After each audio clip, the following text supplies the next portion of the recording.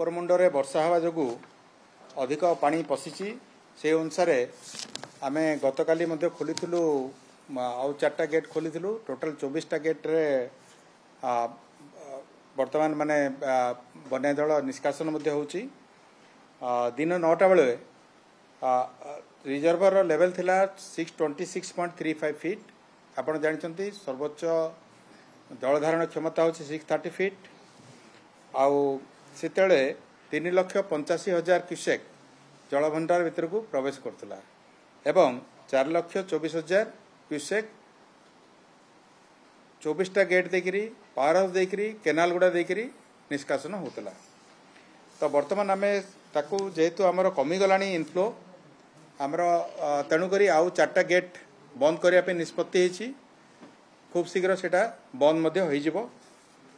आउ ता फल रे आमर तलकू जो 24टा गेट खोला थिला ता द्वारा तले आमर विभिन्न स्थान रे जलस्तर बढ़ी महानदीर तलमुंडरे जमती आपण देखिबे मुंडली रे 3,57,000 क्यूसेक 9टा बेले प्रवाहित होउची। बरमुल रे 4 लाख खैरमाल रे 5,41,000 क्यूसेक जल वर्तमान 9टा बेले प्रवाहित होउतला। तेबे यही जो 24टा गेट खोला हला हीराकुदर ता फल रे जो बन्या जलटा आसीबो सेटा मुंडली रे आसंता काली संध्या 6टा बेलू प्रवेश करिवो। पाखापाखि 5,50,000 क्यूसेक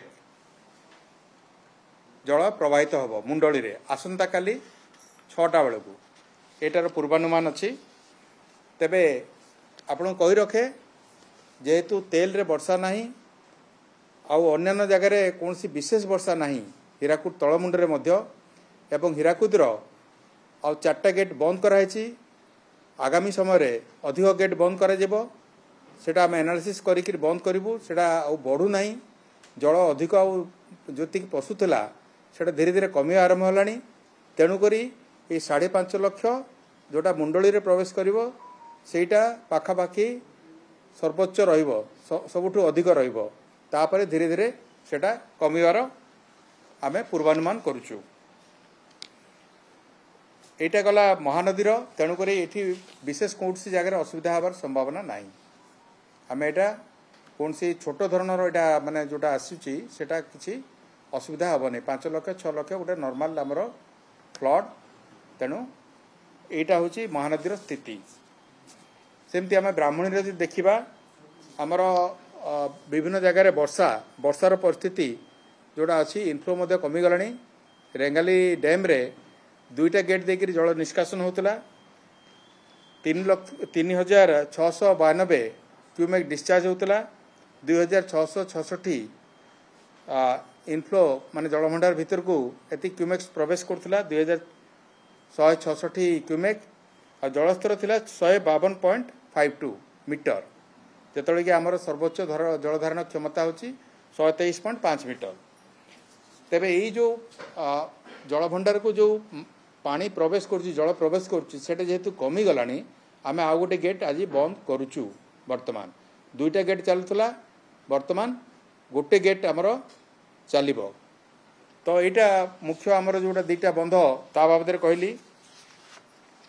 विभिन्न नदी गुड़ाकर जो स्थिति देखिबा कौन सी जगह रे बन्या नहीं केवल जोटा जलका गतकाली थिला विपद संकेत उपरे सेटा एबे 10टा बेले ठीक विपद संकेत 6.5 मीटर रे अच्छी आ सेटा तळकू खसुची खसिबा ट्रेंड रे अच्छी।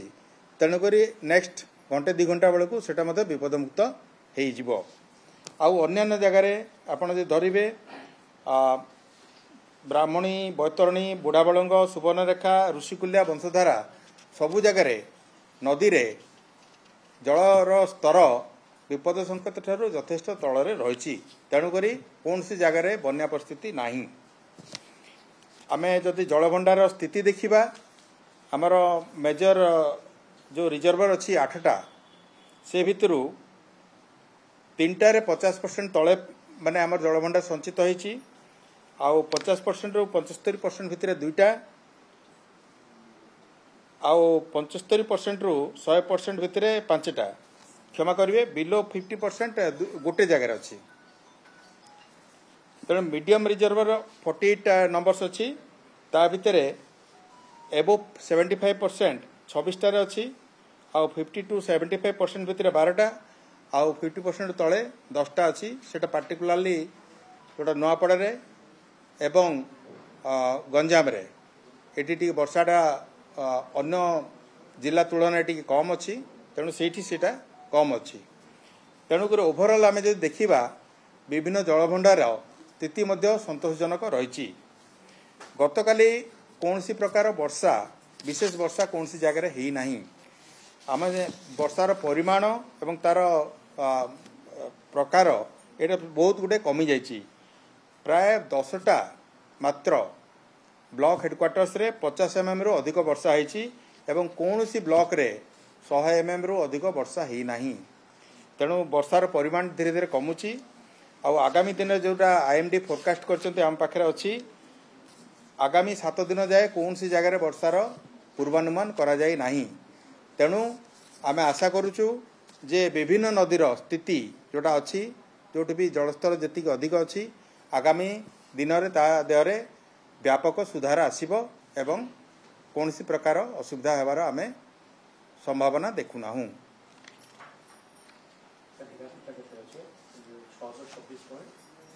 धन्यवाद। हाँ मु कहली 5,50,000 क्यूसेक 5,50,000 क्यूसेक सेटा आसीबो मुंडली रे आसंता काली संध्या बेलू सेटा प्रवेश करिवो एवं सेटा धीरे धीरे कमिजी मध्य जीव सेटा सर्वोच्च एटा रहिबो धीरे धीरे कमिजी कारण आमे वर्षा नहीं गोटे है मझीरे वर्षा नहीं हीराकुद तले आउ गोटे कथा है जे आमे हीराकुदर मध्य गेट गुड़ा क्रमान्वये आमे बंद करवा आरंभ कलुणी अलरेडी 24टारू बर्तमान 4टा बंद करके 20टा चलती आज आमे आउ 4टा उपरला बंद करूँ आसंता काली पुणी बंद करूँ एवं जेहेतु वर्षार आउ माने आम देखिपारुना तेणुक आम यहाँ बंद करने प्रक्रियाटा जारी रहिबो। लो लाइंग एरिया जेकोसी जगह जलस्तर बढ़िले लो लाइंग एरियाटा सब एफेक्टेड हुए पठा गुड़ा एफेक्टेड हुए तेणुक यही सब जिनस आम संपुक्त कलेक्टर मानक ग्रुप अच्छी व्हाट्सएप ग्रुप से समस्त को जन दिखाई जे 5,50,000 क्यूसेक जल प्रवाह हम मुंडली रे आसंता काली एवं से धरिकी समस्ते डिफरेंट आमर जो शाखा नदी गुड़ाक अच्छी कुआखाई है देवी है एपटे कुशभद्रा सब काठजोड़ी है सबुथ जहाँ जी स्तर रहा कथा ताकू धरिकी समस्त आमर क्षेत्राधिकारी माने सतर्क अच्छा जिला प्रशासन सांगे समन्वय रक्षा कर सबू जगार पेट्रोलिंग आम इंटेंसिफाई कर दो